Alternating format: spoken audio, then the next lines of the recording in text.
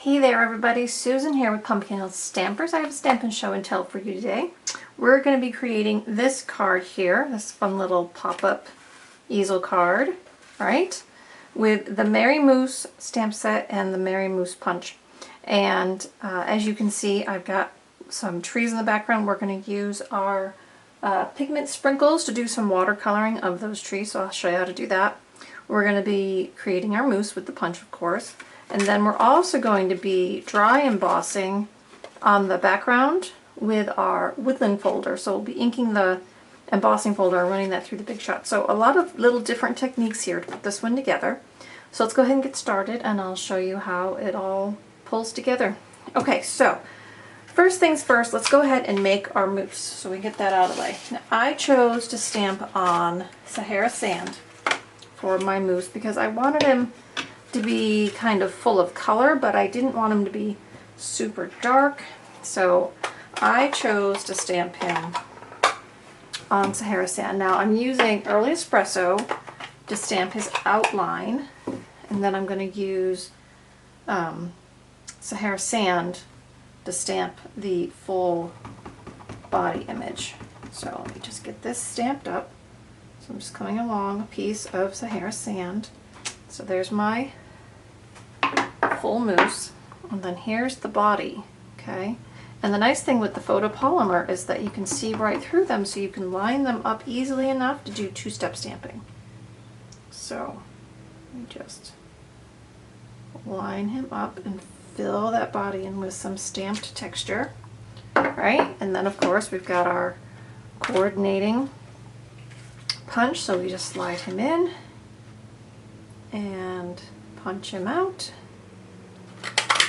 and we've got our moose for our card. So there he is.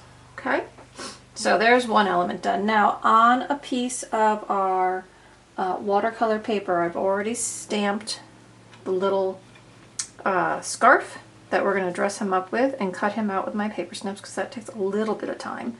So I'm just going to set them aside for a minute.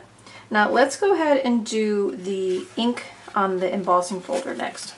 Okay, so we're going to bring in our Sahara sand ink and our embossing folder. So one way to use your embossing folder, other than just to run it through Big Shot and get that impressed image, is if you want to add some ink to it.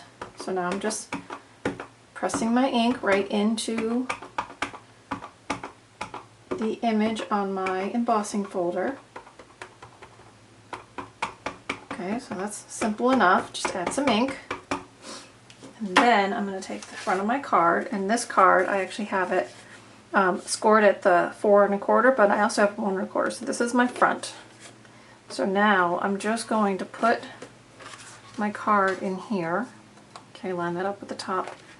I'm going to fold this down just like that. Okay, now I'm going to bring the Big Shot embossing machine in. Make some space here. Let me open up my platform. So I'm just going to put these between my two plates. I open my platform up. I'm just going to slide all this in together. Now when I run it through, it's not only going to transfer the embossed image, it's also going to transfer that ink to my cardstock. So you don't see it as a main focal point on this card. It's really a background, but all the same, it's fun and different. So there I have my stamped and embossed background. Okay, so that was pretty easy, right? A little ink, run it through, and you are good to go. All right, and then I've got my fold there for the pop-up part. So, all right, that piece is done. Now let's go ahead and do our watercoloring with our pigment sprinkles. So, now you can use pigment sprinkles in a lot of different ways. This is how I chose to do my trees. So, what I opted to do is I took my aqua painter, and as you can see, the sprinkles leached black back through my aqua tip. So my water is a little bit green, but that's okay because at the moment that's what I'm stamping with. And then I can just wash all that out and it's going to be good to go for whatever I want to do next with my aqua painter. So I'm just moistening my stamp with my aqua brush. Okay, I'm letting that water go ahead and pool up on that just a little bit. Then when you open our sprinkles, you're going to unscrew the lid and then you're just going to pop that up. It opens up those little pinholes for the sprinkles to come out, and then just tap it. Now you'll notice when I tap this out, it looks orange, but when you activate that powder with water, it's green. Alright, so now I've got that like that, and I'm just going to go ahead and stamp my tree down. I'm going to hold it just so that all transfers over as best as it's going to my dry watercolor paper. And see, I've got an image of a tree. Then I'm just going to repeat. So I add some more water. And now, of course, the wetter it is, the more of a washed out look you're going to get. The drier it is, the less of a washed out look, more maybe detail you're going to get, or a drier look. If you opted not to sprinkle more pigment on there in between, you would get faded out trees for variation. But I did opt to go ahead and sprinkle it each time. And then I'm just offsetting their heights a little bit as I go. So this one looks like it's a little bit drier than the first one, but it still has that full burst of color in it. So that's what I was shooting for in these cards, was a fun burst of color with trees that would fill the background for the moose wandering along, but not necessarily be the focal point. Okay? So, and then if your stamp gets too messy, just go ahead and either rinse it off in the water or, you know, put it on your chamois. I'm just using a washcloth here, as you can see, just so I can keep my work surface as dry as possible as I go. Okay, so there's that one. Now you can see this one, right? There's a lot more white space in there than the first two. So you're going to get very different effects with your water and your pigments depending on how much moisture there is, how long you hold it on the paper, whether your paper is pre-moistened or super dry, and whether you have a lot of pigment on your stamp or just a little pigment on your stamp. Okay, all that creates variation in your effect. So this is just one way. So I can kind of consider this list like controlled watercoloring in a way, because I'm making sure that it's only going where I want it. Now if I want to stamp over this again, maybe I want to try to fill it in, being that it's a polymer stamp, I probably can. So I've just added a little water. I didn't add any more pigment. I'm just going to stamp back down. And you can see the way that water pools underneath the stamp, and pull that back up. So now it's a little more muted than the first time, but I think overall I like it for the variation. Okay, so there's our pigment sprinkles for today. Let me move this back out of the way. And then from there, I'm just going to stamp our Happy Holidays down in the bottom here. So I went to the real red, tied in with our scarf for the moose, and that goes right down there. Okay, so now I'm going to switch out this sample for one I've done previously that's dry, just so that I'm not going to mess with the wet watercoloring for the moment. Now, in addition to doing all that stamping and watercoloring, once it was dry, I'm also going to edge the frame of my watercolor paper with Sahara Sand ink. And all I'm going to do is kind of dab it into the surface of that ink pad. And it's just going to create a little bit of a shadow frame along my edge. When I was layering the pieces up on my first sample, I decided I really wanted this piece to stand out a little more, but I didn't want to make the card any heavier. So this is a way to add a little bit of framing without actually adding any more layers of cardstock. Okay, let's start putting it together. So here is my card base, right? And I'm going to go ahead and crease it along this fold. Okay, that's how our card's going to pop up like an easel. Alright, then I've got two pieces of our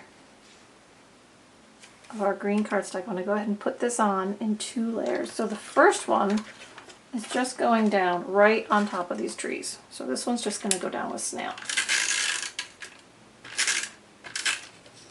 And I might be using a little more snail than you're used to, but I'm putting it down on an embossed layer, so I really want it to have enough adhesive so that it sticks. Okay, so there's that. Then the second one is going on the inside, and this one is going to go up on dimensionals. So now I have a strip of dimensionals here, so I'm just going to go ahead and use my strip because that makes it easy. And you just want to make sure that you've got the same spacing. So right about there will do. So that's popped up. So now when our card goes together, that's going to hold the easel piece for us. Okay? Alright, so it's starting to come together. Now let's go ahead and take this piece. Now this piece I'm going to snail right along the bottom. And that's the only place I'm going to snail it, is right along the bottom. Because this is the part that we're going to have popped up. And then this is just going to get framed on the front of our card. Like that. Okay, I'm going to add the moose. So first I'm going to put on his body. Put some dimensionals behind him. He's walking along, doing his thing, and then I'm going to use one of our mini dimensionals to put on his little scarf. I think I can fit that right in there. Does it fit? No? Okay. So add the scarf there. So there's the front of our card, okay? So now on the inside, we want to have our greeting.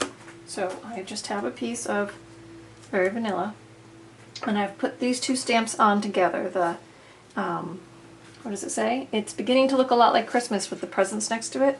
And I just have those positioned on my single stamp side by side. So I don't have to worry about lining them up. Once they're lined up, they're good to go. So I'm just going to put my cardstock down. I'm going to go ahead and ink this in our Real Red. Stamp that on there. There we go. Put a little snail on the back side, and I'm just going to put this right in the middle.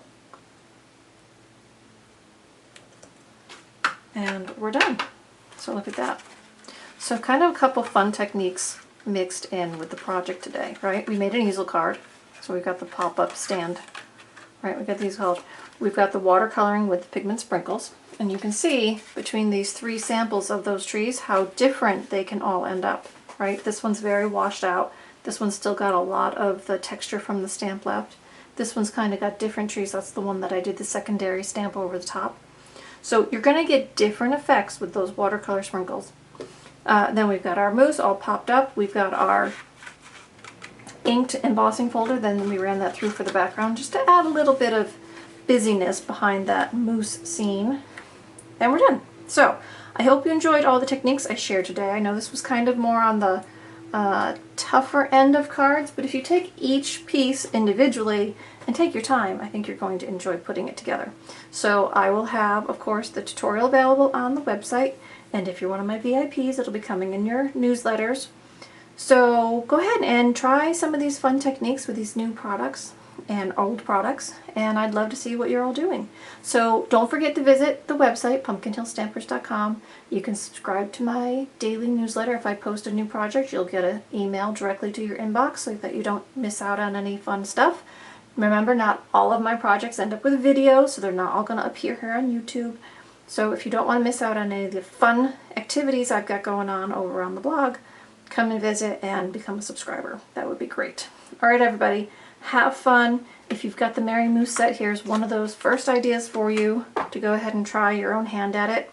And if you don't have the Mary Moose set, there's lots of techniques here you could try with lots of other sets. So I hope you're having fun, and I'll see you again real soon.